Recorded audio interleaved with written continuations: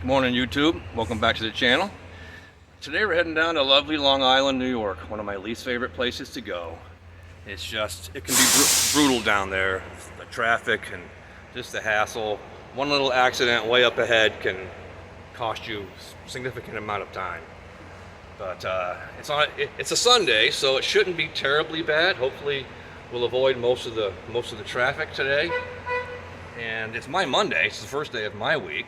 So this gives me a chance to talk about scheduling, the schedules that we have available to us that we can pick from, and the realignment process, which is our annual bid for the schedules that we want. So we're given lots of choices. It makes it easier for the driver to choose a schedule that fits their needs the best. So let's get into that. All right, I'm losing daylight here, so I'll try to make this short and simple, because it can be confusing. Schedules at Walmart can be confusing until you really get here and get the hang of it and figure out what your options are.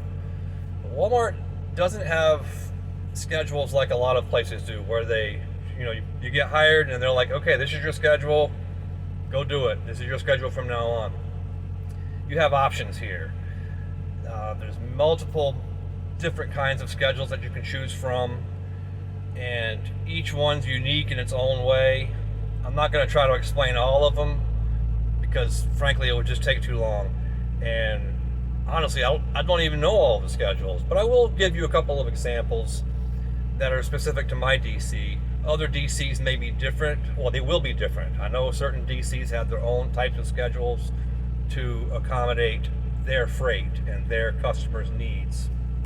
So let me give you a couple of them. My schedule, for example, is what they call a 5-2 schedule. It's very simple. 5 on, 2 off. You work 5 days and you're off 2 days. Now, of those 5-2 schedules, which there's many of them, there's also start days. You pick what your start day is, and that'll be your start day every week on a 5-2 schedule. Because the 5-2 is a 7-day cycle, so that gives you a full week, so you're always starting on the same day, whatever day that may be. Now, there's also different times of the day that you will start, that you can opt for. You can start at 6 a.m., 8 a.m., 10 a.m., noon, and then there's some night starts like 11 p.m. or midnight, something like that. I don't know all those details. There's multiple different start days, multiple start times, and multiple schedules. So that's just the 5-2 schedule. Then they have what they call programs, which are multiple drivers sharing a couple of different trucks. And like one of them, for example, is a 5-2, 5-3. That's what I started with my first 2 years at Walmart. It's the way it sounds. 5 on, 2 off, then 5 on, 3 off. 5 on, 2 off, 5 on, 3 off. In that same sequence over and over and over. So one week you'll have 2 days off, the next week you have 3 days off. The following week you have 2, the following week you have 3 days off, and so on. What that does is it makes your start day change every 2 weeks. Again, I don't want to try to get too in depth because it'll just be too confusing. So that's another schedule. That's where, like I said, 3 different drivers are sharing 2 trucks. There's also a 6-3 schedule where you work 6 on and 3 off. There's a 5-5 schedule where you're 5 days on, 5 days off. That's more of if you want to call it a semi-retirement job, So this is just trying to explain how there's multiple different schedules, programs, start days, and start times. There's a whole lot of things you can choose from. So that's great for us as drivers. We can choose things that fit our schedule and suit our needs. Some drivers like myself prefer just a regular 7-day schedule, 5 on, 2 off. That way I'm always starting on the same day. I always have the same 2 days off. I can plan that way. Other drivers don't mind that rotating schedule because you get 3 days off every once in a while. Or in the example of the 6-3 schedule, you get 3 days off every weekend, or every what you call your weekend. It may not be Saturday, Sunday, but it'll be your 3 days. You'll always have those 3 days off. See, again, this is where it gets confusing.